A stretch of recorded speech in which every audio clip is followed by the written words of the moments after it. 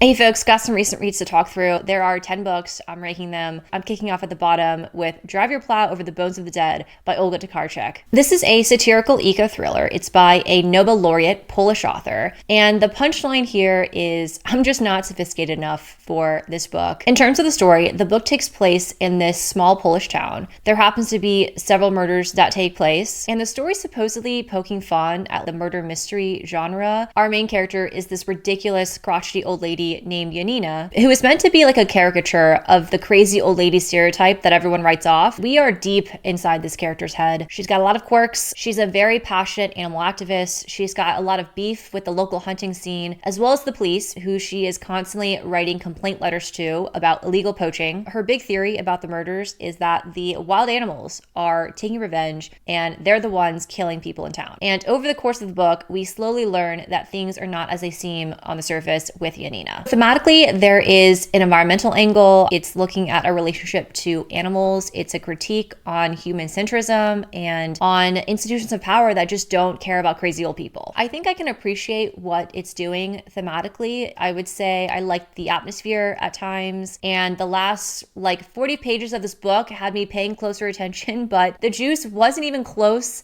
to being worth the squeeze for me. I just really didn't connect to the style in this one, which to me was very much like, let's be deliberately really frustrating and obnoxious about how much of a crackpot this old lady is. She's a unique character for sure. She's obsessed with astrology. She is constantly turning common nouns into proper ones that are capitalized throughout the book. She has a very specific moralistic way of looking at the world. She at multiple points will draw equivalencies between the meat industry and the Holocaust. And I get that some of this is supposed to be like a manifestation of her grief. And I think this mix of things is supposed to be intentionally alienating to the reader, which that worked like a charm. It was so alienating to me that I just wanted the character to fuck off. It honestly kind of reminded me of Catch-22 and Study for Obedience, but specifically all of the worst aspects of those books. I thought, it's not as funny or clever as Catch-22 to me. And then relative to Study for Obedience, far less intrigue and narrative propulsion and a less interesting prose style. The experience of reading this for me was getting a hodgepodge of fragmented scenes that felt completely unanchored to any sort of narrative or emotional weight. We get pages and pages of this woman. She's puttering around town. She's house sitting for people. She's word vomiting shit about horoscope readings. We get hyper specific detail on the alignment of the stars, on this and that element, endless philosophical tangents. We get these quotes from William Blake poems that did nothing for me. And truly, never once did I ever think to myself while reading this,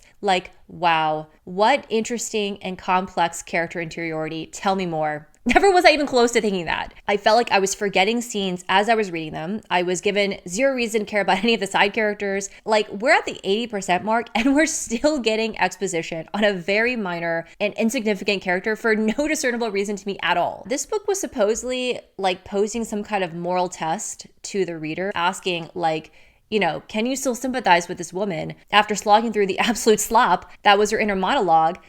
Are you no better than the apathetic people in power that this book is supposedly critiquing? And the answer to that for me is a resounding no. I guess I failed that moral test because I just did not care. The Herein Trumpet by Leonora Carrington. This is going to be a pretty quick review because I just fucked up big time with this pick. I realized at the 58% mark in this book, which I was not enjoying it at the time. This isn't even a long book. It's 200 pages. But I realized at that point that Olga tokarczuk, so the same author who wrote the last book I just talked about, Drive Your Plow Over the Whatever, she wrote an afterword to this book. And I really did not need to read 2 books associated with that author over the span of time that I did. But I am a victim of the sunk cost fallacy. And so I pushed through this and it was torturous. I don't have that many notes on this book. I did write down at one point though, just shoot me. I'm going to give you some background on this book. This is, I think, considered peak surrealist fiction. The author here was also a surrealist painter. She was also apparently a founding member of the women's liberation movement in Mexico in the 70s, which love that for her.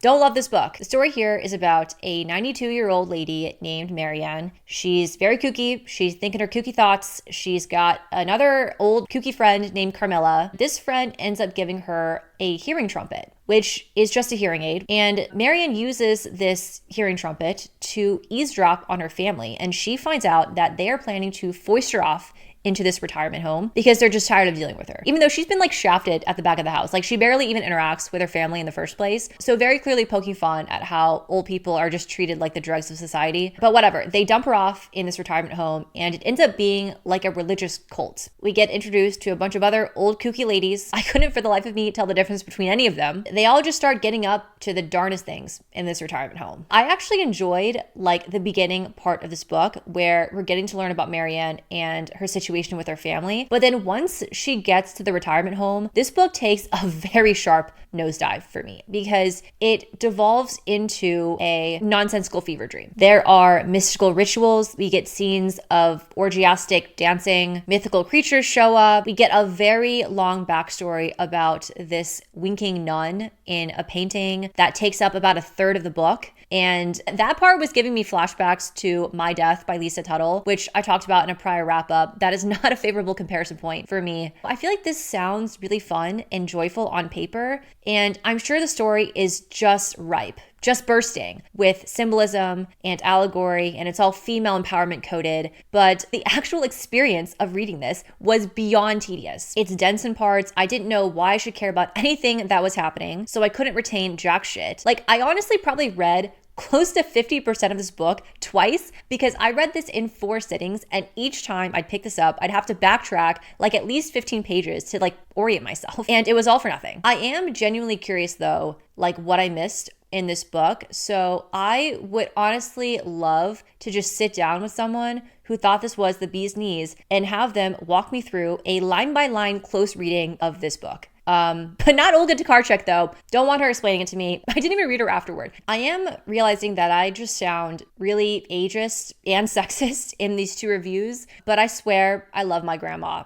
So yeah, long-winded way of saying this one just didn't stylistically click with me. I think I can appreciate aspects of this style just in shorter doses because I do think there's a lot of like creativity and playfulness in the writing, and there's some great imagery in scenes, there's some fun moments. But once I exceed like 50 pages of just the balls deep surrealist stuff, I'm good. The one other thing I'd note here is that the version that I read actually had original sketches from this author's son scattered throughout the book, which I thought was a really nice touch. Life-saving even. They'd always crop up at just the right time. Like right when I was about to put a gun in my mouth, I'd have a nice picture to look at. Supremacy, AI, chatgpt, and the race that'll change the world. This was the Financial Times best nonfiction book of 2024. That's not a distinction that I think that highly of after reading this book. In terms of what it's about, it is taking a look at the rise of 2 key companies within the AI industry. One of those companies was DeepMind, who was actually the earlier mover in the space. Their thing, from what I gathered, was mostly like AI applications for video games. They were the ones who had created the AI models that had beaten real-life grandmasters at chess. And then the second company is OpenAI, who created ChatGPT. This book gives us kind of like a rough sketch of an early life bio for the 2 CEOs of those companies. It talks through their different motivations and philosophies around AI. And really what this book was outlining was how these were 2 people that might have started out with good intentions, but at the end of the day, they had to sell out to become corporate shills in order to finance their AI ambitions, because this is the type of tech that takes billions and billions of dollars to build. DeepMind was ultimately acquired by Google. OpenAI partnered with Microsoft. So the leaders in AI have become inextricably tied to corporate profits, which has led to really irresponsible ways in how AI has been deployed. This book raises some of the issues around the biases in the data that these AI models have been ingesting. A lot of this data has been scraped from Reddit and Quora, and also like online romance books. So you get AI generated content that can be very problematic. It points out that the regulatory environment hasn't kept pace with how quickly the AI industry has evolved, and also talks about how a lot of these issues have kind of been sidelined. What industry people have been like hyper focused on is the singularity risk, which is the risk that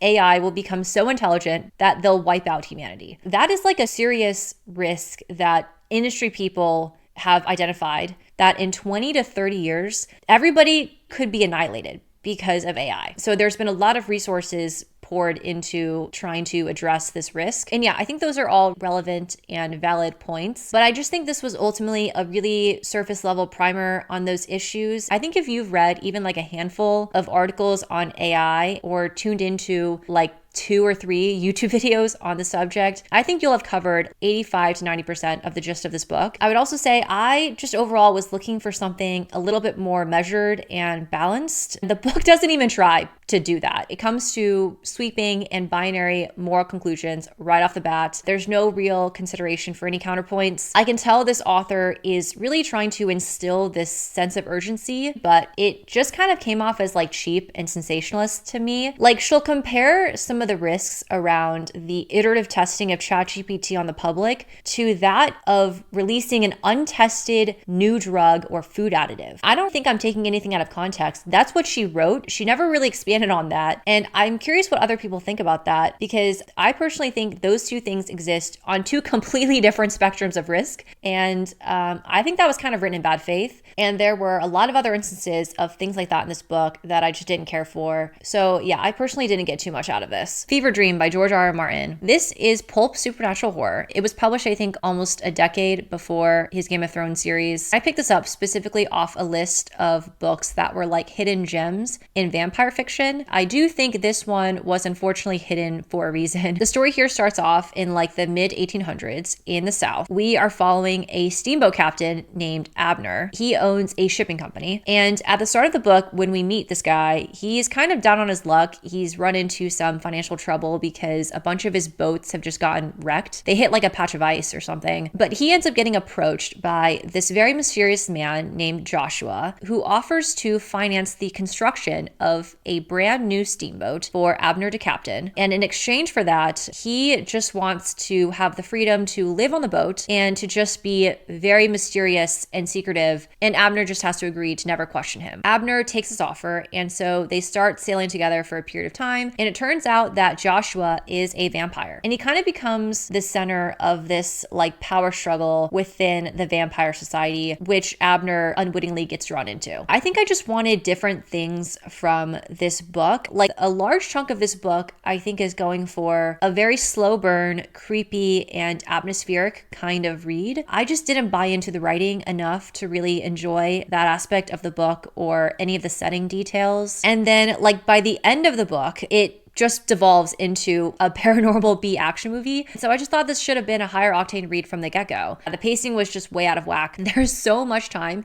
spent on the beginning on this like steamboat dick measuring contest. Abner wants to own the biggest and fastest steamboat on the river, and he's like busy challenging other steamboats to races. None of that was interesting to me. It took forever for Abner to finally figure out that Joshua was a vampire. We're close to the 50% mark until something finally interesting happens for me, which is when we get Joshua's backstory and some vampire lore. I did like those aspects. And there's like a specific confrontation scene we get in the middle of the story that I thought was the best scene in the book. But then that passes and the wheels quickly start to fall off. Just in terms of like how goofy and contrived things start to feel. I think I would have appreciated this a lot more if I was in a different mood. But when I was reading this, I was just constantly being taken out of the book. There were some especially egregious moments when it came to Abner coming to some epiphany in a really pivotal moment with logic that just screamed a plot device to me. And then like character-wise, I think Joshua was definitely the most interesting character. He is put in kind of a tough spot for a lot of the book. There's this reveal about the nature of the evil dude, which I thought that was interesting, but the main guy, Abner, was just not it for me. Like, his entire personality was just Steamboat Man. His fixation on racing this one specific steamboat just became a running joke to me. That shit just kept cropping up at what I felt like were inappropriate times. Like, the book almost tries to use a boat race as like the setup for the climax of the book, but then it becomes like a fake out situation. And at that point, I was just begging for it all to end. So yeah, I would say like overall a mixed experience with me leaning towards kind of wanting to have my time back. Bride by Ali Hazelwood. This is a paranormal romance. It's my first Ali Hazelwood read. And just know that I'm not going into this book with like an analytical frame of mind. I think that kind of defeats the purpose of the book. Like, I'm in a whole different kind of mood when I'm picking this up. The story here centers on the politically arranged marriage between the alpha male of the largest werewolf pack in North America and his vampire bride, whose name is Misery. She's our POV character. It's mostly a single POV book. We learn that Misery has her own very personal, mysterious reasons for wanting to enter into this marriage, but she ends up finding her soulmate in her husband. And while they're busy falling in love, there is also a lot of like political scheming that's happening in the background. I just thought this was a fun, goofy time. The writing is what it is, but it's very self-aware, which I appreciate. I thought the central characters were very entertaining. Misery is this outcast loner. She's just treated like trash by everyone for no real good reason. She's been subjected to like 7 assassination attempts throughout her life, but she just takes it on the chin and has always got a snarky quip ready. It was nice seeing her get some love. Our main hero's name is Lo. He's this jacked, gruff alpha male with a heart of gold. We get a lot of scenes of obsessive pining on his part. There's a big emphasis on his pupil size in those scenes. The bigger the pupils, the better. Obviously. You'd be surprised how many different ways there are in describing pupils dilating. I truly think this author has just exhausted all options in this book. In terms of them as a couple, you know, they were okay to me. I didn't find myself like particularly drawn to any of their interactions. I would actually say they were like the third most interesting relationship to me in this book. I actually found myself enjoying Misery's dynamic with her best friend and also her relationship with this like werewolf kid a lot more than her dynamic with Lo. Last thing I'll say on this one is when it comes to the smut, there were parts that I enjoyed. It involves blood drinking. There's also this whole like nodding situation, which I'm not going to go into detail on here, but it was working for me fine. But then the guy just had to start in on the nodding dirty talk, and personally not my thing, so I was forced to skim those sections. But yeah, I still had a good time overall, had me chuckling, I think did his job. I will be picking up more from this author. Small Boat by Vincent Delacroix. This is a French novella that was shortlisted for the International Booker Prize this year. It's a very politically charged and philosophical read. The story here is a fictionalized account of the real life tragic event that happened as part of the migrant crisis. This event happened in 2021, and it was the sinking of an inflatable dinghy off the coast of France that killed 27 people. This dinghy was carrying migrants, and it was attempting to cross the English Channel to reach the UK. Apparently, the French authorities received multiple distress calls from people in the boat, and their response was just like, "You're not a problem because you're in British waters, so you should just call them." And this book is primarily told from the perspective of a French sea traffic controller, one specific woman who had taken those distress calls that night. This author, I think, is specifically looking at the question of like, what is the moral responsibility on an individual level versus on a systemic level when something like this happens. And I think the book is arguing that there is a lot more than just a single individual that should be morally implicated in this situation. I would say I really enjoyed the author's approach to those themes in like the first 2/3 of this book, which plays out as like a debate between our narrator and this police officer who is interrogating her because she's getting investigated for criminal negligence on her part. And the way the narrator is presented, she is just so sterile and corporate, like intentionally very callous and detached in how she's talking about the situation. She's like pretty slippery in this debate. I did think a lot of her logic was pretty true to life in terms of how institutions will dodge responsibility. She'll say things like, well, I didn't ask for them to get on the dinghy. She'll bring up these ridiculous technicalities as excuses. She will lie by omission. And the police officer is getting very upset by her attitude. But then the narrator will also bring up some valid points around just like the futility of performative compassion. And it does become clear that her reaction is like a way of coping for her, and she actually is really haunted by her decisions. There's this mirroring situation that happens between the two characters, which I liked. But yeah, I just thought the most compelling thematic ground had been kind of covered in that initial part. So the last 40% I just was less engaged by. There's this POV switch that we get that I know is supposed to be incredibly emotionally ringing. I don't know. I like the writing in that section. It's just something about it didn't land with me. It felt really jarring, and it was just so transparent what the author wanted from me. And I just remember there's a couple of lines like right at the end of this section describing a specific thought that a character has. I was taken out of the book. Then the latter portion of the book gets a bit more abstract. It focuses in on one specific aspect of the main character's psyche that I thought was just kind of overkill at that point. So yeah, I just wasn't personally as grabbed by the second half, but I still thought this was a solid read and glad I picked it up. Conclave by Robert Harris. This is a a slow burn political thriller that was recently adapted into a movie. For those of you who don't know, a conclave is the process and meeting through which a new pope is elected. How I understand it to work is all of the cardinals that are below the age of 80 are eligible to be elected pope. They get sequestered in the Vatican. They're completely cut off from the outside world, and they have to vote by hand in the Sistine Chapel on who they want the new pope to be. You initially need 2/3 vote to be elected, but then if the voting gets dragged out for too long, I think the threshold just falls to majority. And this process typically takes place over 2 to 3 days, and there are multiple rounds of voting. So book opens, page 1, we learn the pope has died. We are following this Italian cardinal named Lamelli as he attends the conclave. As you can imagine, there is a ton of drama that ensues. It's a very claustrophobic environment. There is infighting and backstabbing, lots of politicking between the progressive and conservative factions. Cardinals will rise and fall within the ranks in each successive vote, and you're just left wondering who's going to come out on top. Thematically, like how this book frames it to me is like beneath all of the fancy ceremonies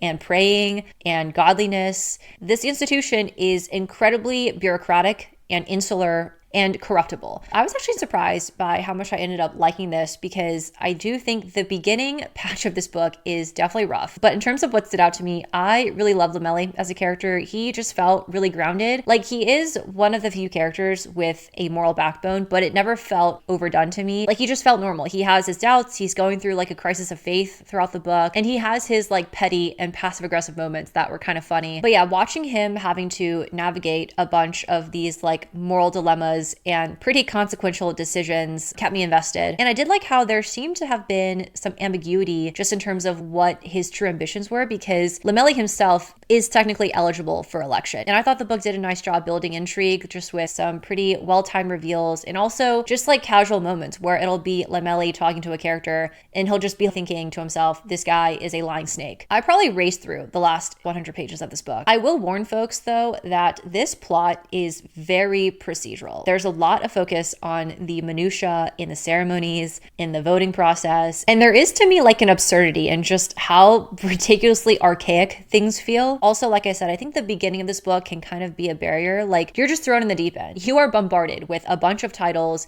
and character names and names of institutions. I think it is just meant to feel inaccessible, and so it does take a minute to get situated. Also, I will say that things did start to feel to me pretty farcical by the end. There were multiple events happening just back to back to back, where I was really having to suspend my disbelief. And then the actual ending, I don't think it was like the most elegant way of delivering the message. I think it was more so shoved down your throat. But, you know, I think I'm fine with that because I liked a lot of other aspects of this book. I also did see the movie like immediately after reading the book. And so for those people who have only seen the movie, I'm going to do like a couple of highlights as to what I think you miss out on if you don't read the book. I think you get a little bit more tonal range in the book, like some of the tongue-in-cheek humor I don't think was captured as much in the movie. And then what I think was an underrated dramatic quality in the book that gets lost in the movie is getting to see the actual outcomes of the votes in a block of text. So it'll be like a list of names and their tallies. It was always so satisfying to finally get the outcome of the vote, because so much time in the book is spent dragging out the minute details of the voting process. And so finally getting to the page where you have that block of text, it just has an oomph to it that I think the movie lacks, because I think the tallies just get read verbally. Also, just know that I am not like well-versed in movies. Fire from Heaven by Mary Renault. This is historical fiction that was published in the late 60s. It's the first book in a trilogy on the life of Alexander the Great. This book is a very rich and detailed account of Alexander's life from the time when he was 4 years old all the way up till he's 19. I did not know much about this guy going in. This man is known for creating one of the largest empires in history and for being like this genius battle strategist, among other things. What you're getting here is this origin story of this kind of larger than life figure. We get to see some of the influential relationships that have shaped Alexander in his early life. We're getting the perspectives of different people in his early life. They all just know that they're in the presence of someone who is going to do pretty big things. We're watching Alexander have to navigate some court politics, and we're also seeing some key milestones in his military career. He's like barely 14 and he helps to conquer this Greek city-state state. But also just know this isn't like an over-the-top, hyper-masculine type of book. It's very literary. The writing definitely takes some getting used to, but then by the end of the book, I was like pretty sold on it. To me, stylistically, it's made to feel like you're being told a myth. Very poetic, very indulgent, which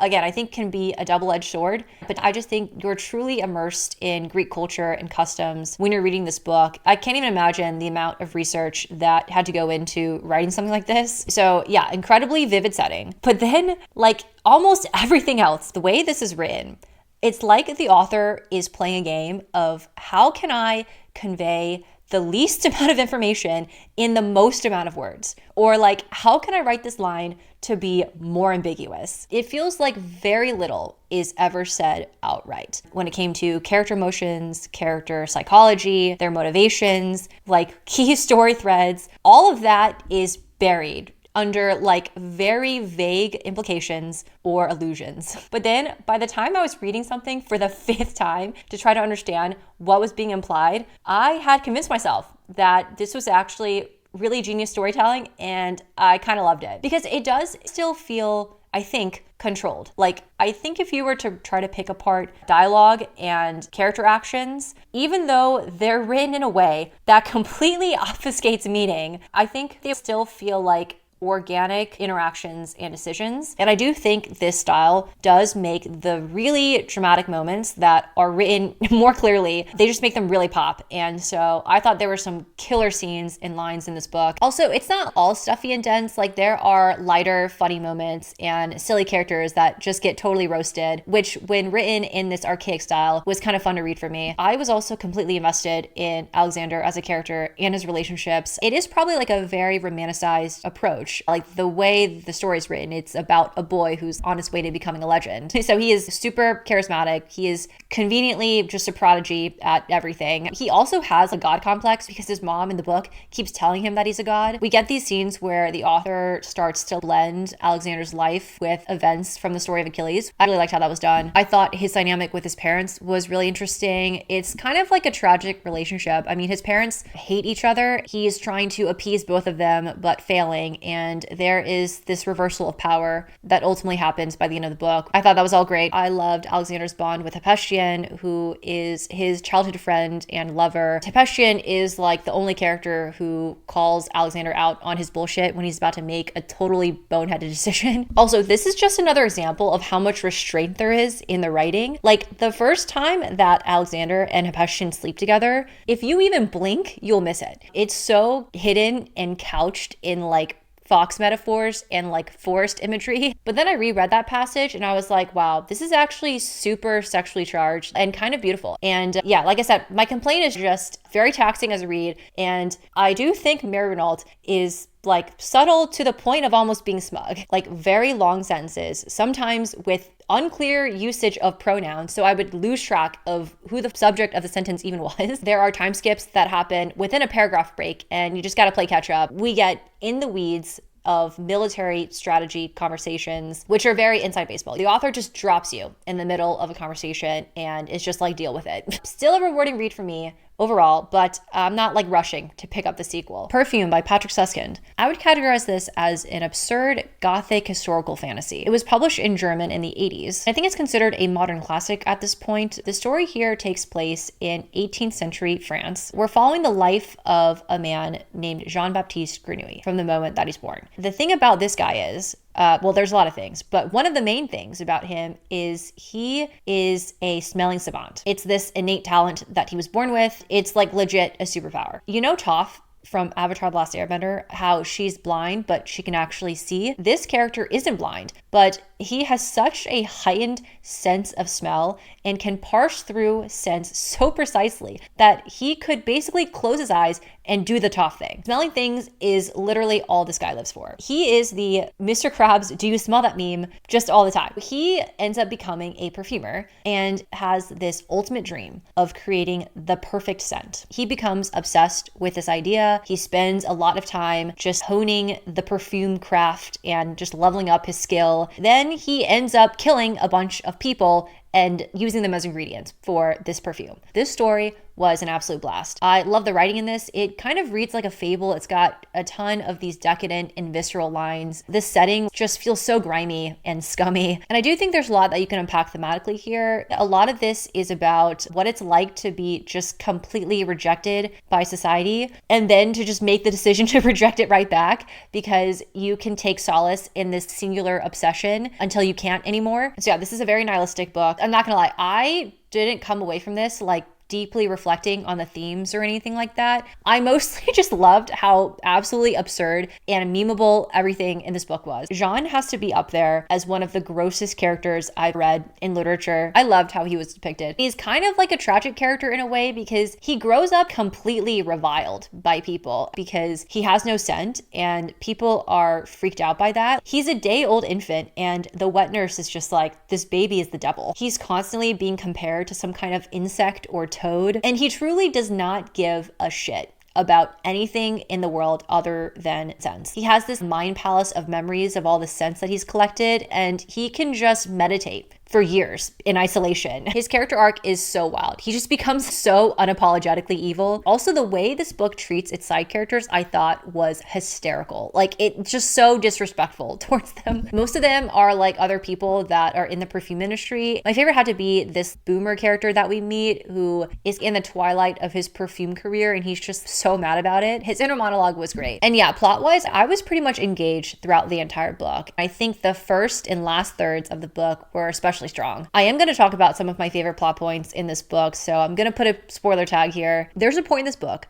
where Jean basically becomes Gollum. He comes to hate the smell of other people so much that he self-isolates for 7 years in a cave. Well, it's not even a cave. It's like a small burrow at the bottom of this obscure mountain, and he'll spend 22 hours a day in this burrow in complete darkness, just doing his mind palace thing. And his food situation during the span of time is he'll eat lizards and he'll rely on this small patch of water that he has to lick for 2 hours a day.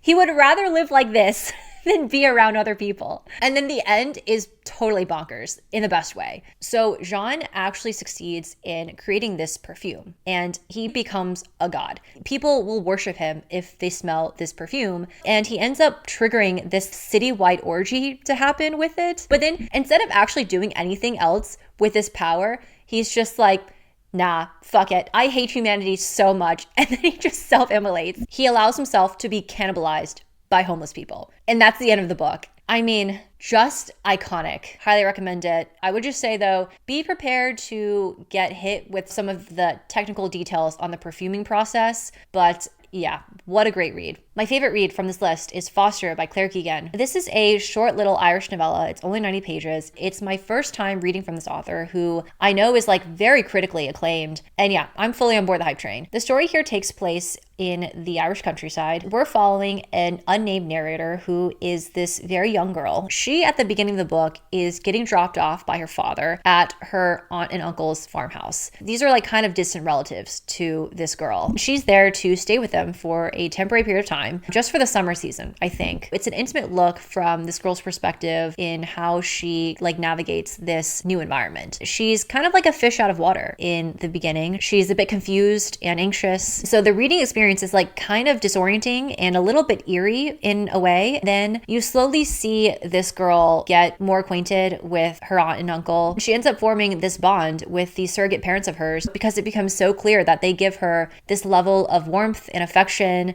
and happiness that she's completely unused to in her actual home life. And at the same time, this girl is helping this aunt and uncle heal from some pretty tragic circumstances that they've had to deal with in the past as well. And I just thought this was such a beautifully told story. Apparently this author grew up on a farm in Ireland. Yeah, I think makes total sense because just the way that she details this rural community felt so vivid and precise, and it's done in this really sparse prose style. I just think there's incredible emotional depth in the writing. There's so much tenderness and kindness that's conveyed in just these really small interactions, in just the moments of this girl having her hair brushed by her aunt, of them holding hands, or when they're making rhubarb jam together. It's all done in a really quiet and understated way. And I think a lot of the emotion and storytelling is left to be inferred by the reader. So it's kind of a story that snuck up on me. And then when we finally get like an emotionally explosive moment at the end, I thought it was profoundly moving and I was moved to tears. So yeah, I think Claire Keegan deserves all the flowers that she gets for the story. And picking this up immediately after reading Fever Dream, I think is truly just the optimal way to experience this story. That's it for this round. Thanks so much to anyone that's watching, and I will see you around. Bye.